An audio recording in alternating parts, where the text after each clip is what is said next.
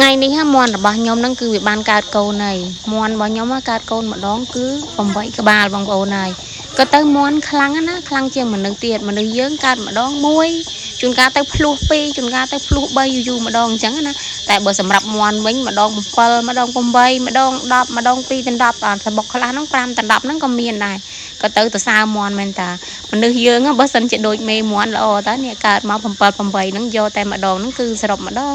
ឥឡូវនេះធ្វើការតម្លាក់មន់ចុះពីសបុកឲ្យបងប្អូនអញ្ចឹងក្នុងទ្រុងមន់គឺយើងក្រៅតង់បែបហ្នឹងដើម្បីកុំឲ្យកូនមន់ហ្នឹងពេលដែលយើងដាក់ចូលទៅវាជាប់ជើងជាមួយនឹងទ្រុងមន់អញ្ចឹងគឺយើងធ្វើការតម្លាក់មេវាចុះសិនបន្ទាប់មកគឺយើងចាប់ផ្ដើមយកកូនវាដាក់ហើយអាមេហ្នឹងកាចណាបងប្អូនគ្រាន់តែខ្ញុំលុកយកកូនវាហ្នឹងគឺវាចឹកដៃខ្ញុំឡើងជាប់អស់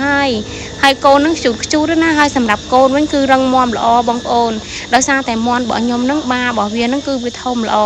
មេមន់ណាកូនមន់អីក៏ដោយគឺសំខាន់បំផុត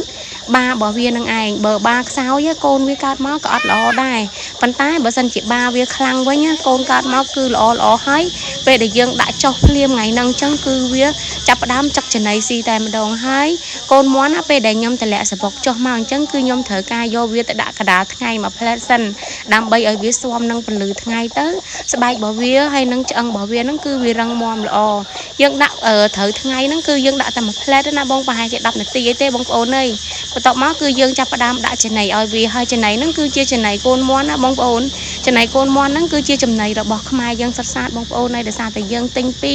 ខ្មែររបស់យើងហ្នឹងគឺគាត់អ្នកផលិតចំណីហ្នឹងហើយចំណីហ្នឹងគឺសម្បូរទៅដោយវីតាមីនបងប្អូនហើយចំណែកឯទឹកនេះវិញពេលដែលយើងដាក់គឺយើងត្រូវការដាក់ម្សៅវីតាមីនហ្នឹងគឺជំនួយឲ្យកូនមន់ហ្នឹងវារីកលូតលាស់ធំល្អហើយពោះវៀនវាគឺល្អមិនធ្វើឲ្យវារាអាចហើយចំណីអាហាររបស់វារំលាយបានលឿនទៀតផងអញ្ចឹងអាថ្នាំវីតាមីនហ្នឹងក្នុងមួយថ្ងៃគឺយើងដូរវាចេញម្ដងយើងអាចដាក់វាច្រើនថ្ងៃបានទេ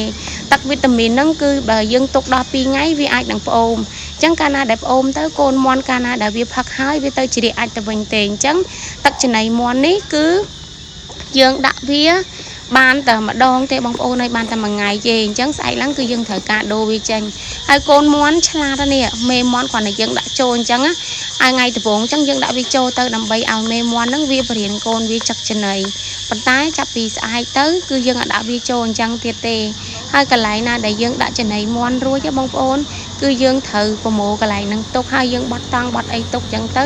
យើងបោសសម្អាតកន្លែងហ្នឹងឲ្យស្អាតដើម្បីកុំឲ្យវាមានធុំក្លិនស្អុយអាចមន់ហើយនឹងធុំក្លិនចំណីផ្អូមដែលយើងដាក់អញ្ចឹងណាបងប្អូនអរគុណច្រើនបងប្អូនដែលតាមដានវីដេអូរបស់ខ្ញុំជារៀងរាល់ថ្ងៃតែងតែឲ្យមេដៃ like comment អីផ្ដល់កម្លាំងចិត្តអញ្ចឹងណាបងប្អូនអរគុណបងប្អូនហេងទាំងអស់គ្នាណាជូនពរឲ្យសុខសប្បាយទាំងអស់គ្នាធ្វើដំណើរទៅណាមានសុខភាពទាំងអស់គ្នាណាបងប្អូន